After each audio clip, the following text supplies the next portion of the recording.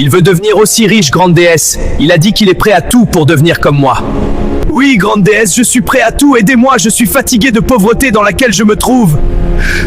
Approche-toi de moi et viens téter mes seins. Pablo resta silencieux un moment, puis claqua des doigts. Immédiatement, un homme trapu en costume noir s'approcha. « Eric, donne-moi un peu d'espace », ordonna Pablo. Puis, se tournant vers Cédric, « Viens, mon frère, marchons un peu. » Ils s'éloignèrent du convoi, Pablo faisant signe à ses gardes du corps de rester en arrière. Ils marchèrent en silence pendant quelques minutes, Pablo ajustant son pas au rythme hésitant de Cédric. « Tu n'as pas besoin de mentir, Cédric, » dit finalement Pablo, sa voix basse et douce. « Je vois comment tu vis. Je vois ce que la vie t'a fait. » Cédric sentit les larmes lui monter aux yeux. La gentillesse était parfois plus cruelle que la moquerie. « Et toi ?» demanda-t-il, sa voix rauque. « Regarde-toi. Les voitures, les gardes du corps, les vêtements. Pablo, qu'est-ce qui s'est passé? Comment as-tu fait ?» Pablo s'arrêta près d'un vendeur de suya et acheta 2 brochettes pour eux deux. Il en tendit une à Cédric, qui la prit avec des mains tremblantes de faim. « La vie a été bonne pour moi, » dit Pablo simplement, mordant dans sa viande grillée. « Bonne ?» Cédric laissa échapper un rire amer. « Pablo, nous avons tous les deux commencé au même endroit, même université, même notes, même pauvreté. Et regarde-nous maintenant. Toi, tu roules en Range Rover avec des gardes du corps. Moi, je ne peux même pas payer mon loyer. Alors dis-moi, qu'est-ce qui a changé? Quel business as-tu trouvé ?» Pablo mâcha lentement, son regard fixé sur l'horizon où le soleil commençait à décliner, teintant le ciel de nuances orange et pourpre. « Ce n'est pas un business ordinaire, Cédric. » « Alors quoi? Drogue? Politique? » Cédric se rapprocha, baissant la voix. « Je m'en fiche, Pablo. Je suis prêt à tout. Tu me connais.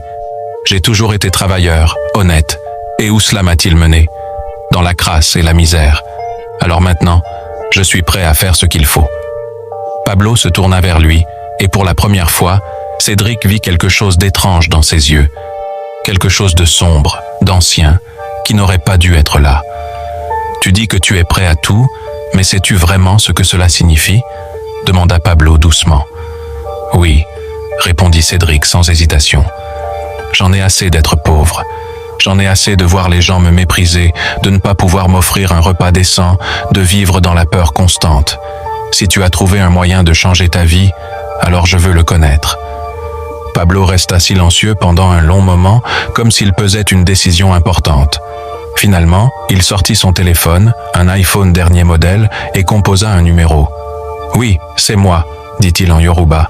« J'ai besoin de voir quelqu'un ce soir. Prépare tout. » Il raccrocha et se tourna vers Cédric. « Donne-moi ton numéro. » Cédric le lui donna et Pablo l'enregistra dans son téléphone. « Écoute-moi bien, » dit Pablo, sa voix prenant un ton grave que Cédric ne lui connaissait pas. « Ce que je vais te proposer va changer ta vie pour toujours. Mais il y a un prix. Il y a toujours un prix. »« Je paierai, » dit Cédric fermement, « quel qu'il soit. »« Ne sois pas si prompt à promettre ce que tu ne comprends pas encore, » l'avertit Pablo. « Rentre chez toi.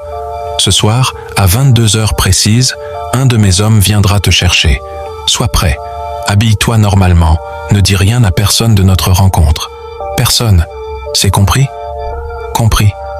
Bien. » Pablo remit ses lunettes de soleil. « Une dernière chose, Cédric. À partir du moment où tu monteras dans cette voiture ce soir, il n'y aura plus de retour en arrière. Réfléchis bien. » Sur ces mots, Pablo fit demi-tour et retourna vers son convoi, laissant Cédric seul au milieu de la rue, la brochette de suya à moitié mangée dans la main, le cœur battant comme un tambour dans sa poitrine.